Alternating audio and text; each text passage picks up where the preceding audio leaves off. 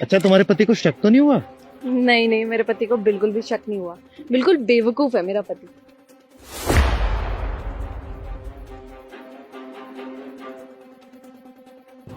यार तेरा पति तो बड़ा बेवकूफ है। तूने एक बार उसे बोला और वो मान गया। हाँ, बेवकूफ तो बहुत है, प्यार बहुत करता है ना मेरे से।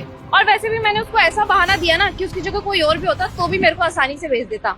क्यों, ऐसा क्या बोल दिया तूने उसे? अरे मैंने उसको बोला कि मेरे पापा की तबीयत बहुत ज्यादा खराब चल रही है, तो प्लीज मेरे को जाने दे। तुरंत मान गया। अब उसे क्या पता मैं अपने बॉयफ्रेंड से मिलने जा रही हूँ, अपने पापा से नहीं। ये बात तो है, होशियार तो बहुत है तू। हाँ चले अपनी जगह पे। चलो। पापा जी आप यहाँ ठीक तो हैं आप? हाँ बेटा, मेरी तबीयत को क्या हुआ? मेरी तबीयत तो बिल्कुल ठीक है। अरे अंकिता कह रही थी आपकी तबीयत बहुत ज्यादा खराब है। क्या? ऐसी तो कोई बात नहीं है। और बेटा, अंकिता तो कई दिनों से मुझसे मिली नहीं, यहाँ तक कि वो मुझसे मिलने घर भी नहीं आई। वो तो कह रही थी कि तुम मना करते हो घर आने के लिए। अरे बेटा, आने दिया करो। अगर वो अपने बाप से मिलना चाहती है तो तुम्हें क्या दिक्कत है? बेटा, मैंने सोचा तुम आने नहीं देते हो तो मैं खुद मिलने चला हूँ अपनी बेटी से, इसलिए तो आया हूँ अपनी बेटी से मिलने। अरे ये कैसी बातें कर रहे हैं आप? बल्कि वो तो हर महीने आपसे मिलने जाती है। वो तो कहती है कि मेरे पापा की तबीयत खराब है, उनसे मिलने जा रही हूँ। और मैं तो उसको कभी नहीं रोकता, बल्कि वो आज भी ये कहकर गई है कि मेरे पापा की तबीयत बहुत ज्यादा खराब हो रही है, तो मैं उनसे मिलने के लिए जा रही हूँ। तो मैंने उसको मना नहीं करा, वो चली गई। वो तुमसे ये कह के गई है कि वो मुझसे मिलने जा रही है, लेकिन वो तो मुझसे मिलने आई नहीं। तो वो गई कहाँ?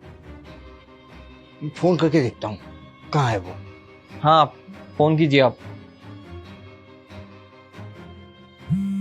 अरे पापा की कॉल आ रही है, एक सेकंड चुप रहना।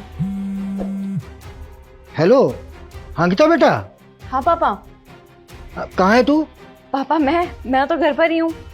बेटा कितना टाइम हो गया, तू मुझसे मिलने नहीं आई कभी।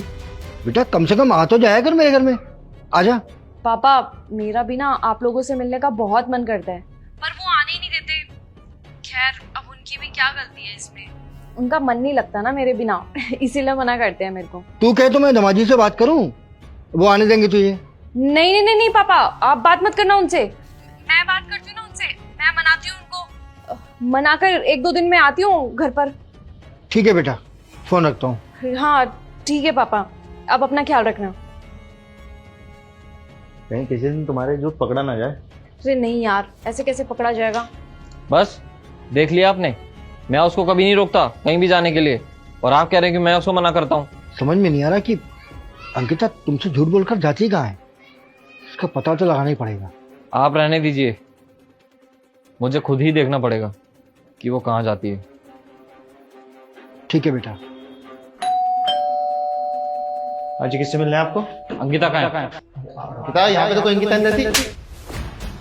बताऊं, बेवकूफ समझ रहा है मेरे को? अंकिता कहाँ है? बुलाओ उसको जल्दी। अंकिता, अंकिता।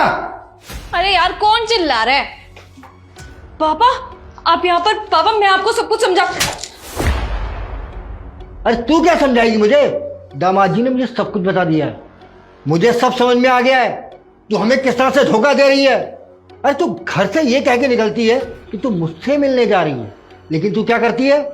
मेरे नाम पर अपने आशिक से मिलने आती है, जबकि तू कहती है कि तेरा पति तुझे घर से बाहर नहीं निकलने देता।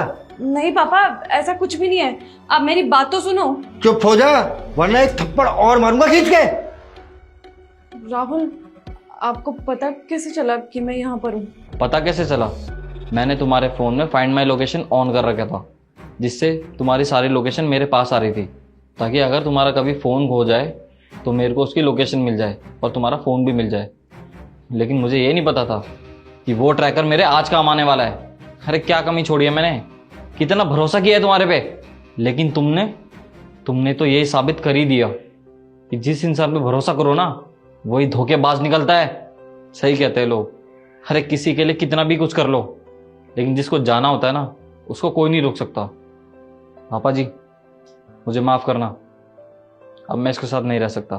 तलाक लेने जा रहा हूं मैं इससे। राहुल एक बार मेरी बात तो सुनो, ऐसा कुछ भी नहीं है। अरे बेटा रुक, मैं भी आ रहा हूं। और तूने मेरी नाक कटवा दी, आइंदा मुझे कभी शक्ल में दिखा दी अपनी। थू। पापा